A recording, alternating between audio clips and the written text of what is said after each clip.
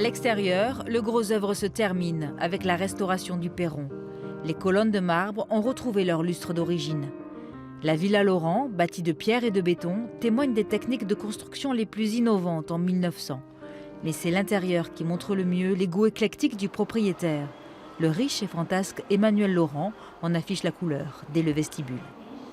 On est dans une zone qui nous annonce un petit peu l'ambiance de la villa, avec ses motifs aussi art nouveau bien évidemment, mais aussi ses motifs antiquisants.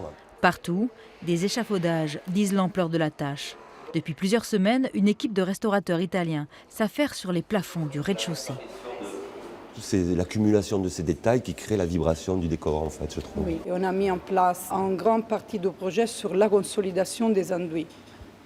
Et bon, là, on avance et ça avance bien. Et on va bientôt commencer la réintégration esthétique pour présenter le plus tôt possible cette partie du château. Emmanuel Laurent meurt en 1959. Il a dilapidé son énorme fortune.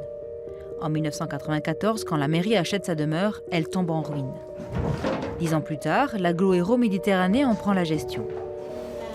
Le laboratoire. Et oui, c'est une des pièces absolument qui se révèle encore une fois. Et on redécouvre la transparence avec le paysage qu'on avait totalement perdu. Il faudra une douzaine d'années d'études et de mise en sécurité avant de commencer la restauration.